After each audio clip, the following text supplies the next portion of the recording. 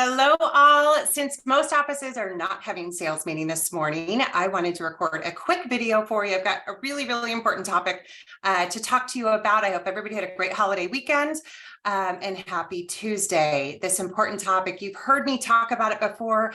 I know you've heard a lot of your managers and leaders talk about it before, but there is a very small $100 mistake that you might be making on your listings that is costing both you and your seller time and money. So bear with me here.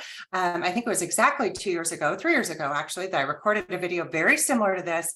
But what I didn't do and what I've never done before is take the step of looking at the data to see if the data supports this whole theory of pricing on whole numbers. And I think you're going to be shocked when you see these numbers. So I'm going to start kind of with a punchline here.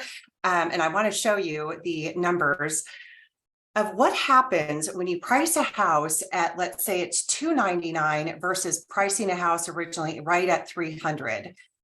So I'm going to show you a couple different price brackets and how dramatic the difference is between that original list price and what the final sales price is, as well as days on market. So let's take a quick look here at our first price break, and we're going to look at $299 to $300. So if I can get this to advance. All right, here are your stats for $299 original list price versus just $1,000 more. It might be just $100 more if you're listed $299.9. Look at those numbers and the difference. Let me show you what you're looking at here. Up here are your stats for $299. Below are your stats for original list price right at $300.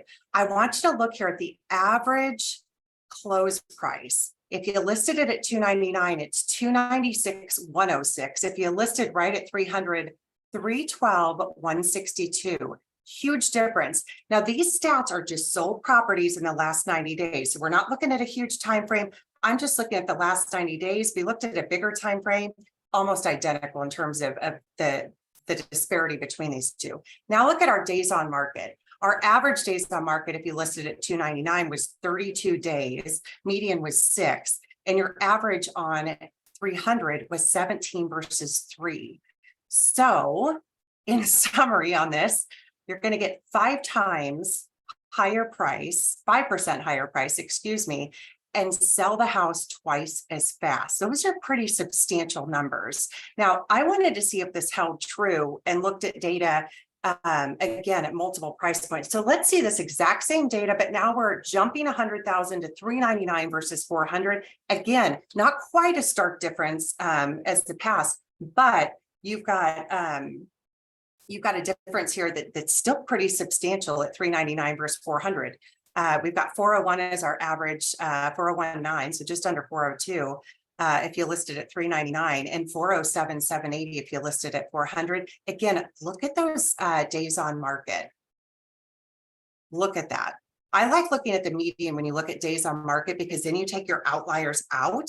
So if you've got a house that maybe it was new construction or whatnot, you're taking that out of the equation. Big difference here. Let's look at one more for you just to show you that it is, this is kind of same story, same song and dance here, different price point. Now we're looking $499 to $500 versus $500. Our median here is $495,572 on the sold. Again, our original list price there was $499.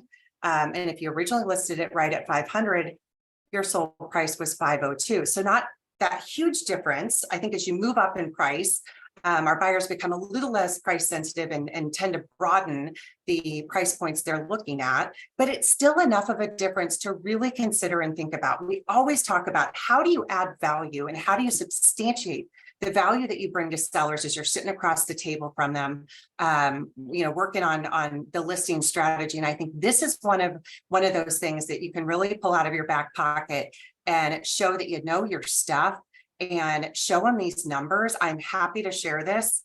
I'll make the slides available here. And if you've got, some additional information you want, feel free to reach out. I'm happy to help you pull it. But this is a pretty significant difference. Why though? We've got to figure out what is the why behind this. And this is where, we've educated in the past on why list on whole numbers. It all comes down to how buyers find houses and also how agents are searching for houses. So on the next slide here, I've got a little quick video on my phone of showing you what happens as a buyer when you go to realtor.com, and let's say you're looking in that that 400 to 450 price range. They're not able to even search for 399. When you look online and you're putting numbers in, the price breaks are at whole numbers.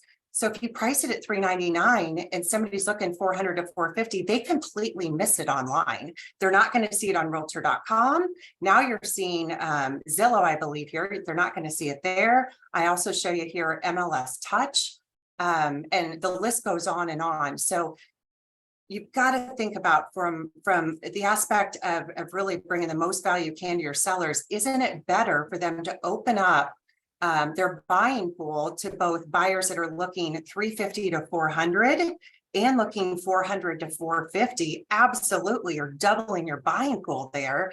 And so pricing it right at 400 on the nose, you're going to hit both those demographics as opposed to just one of them. And I personally would rather have somebody that's, maybe they're approved up to 450. I'd rather have them look at that $400,000 house, because now we can start going up in price in multiple offer situations versus someone that's maybe only approved up to 400. If we're priced right at 400, they're at their max already. So some things to think about. It's, again, I think it's all about how we bring value and how we tell the story to our clients. And I hope this is a value that now that you can educate your sellers and really set yourself apart. So hopefully you enjoyed this, you got something out of it. And again, it's all about helping to arm you all with the best information we can to help you all sell more houses and continue to foster those relationships. So thanks for hanging with me today. Have a wonderful rest of the week and look forward to seeing you soon. Thanks.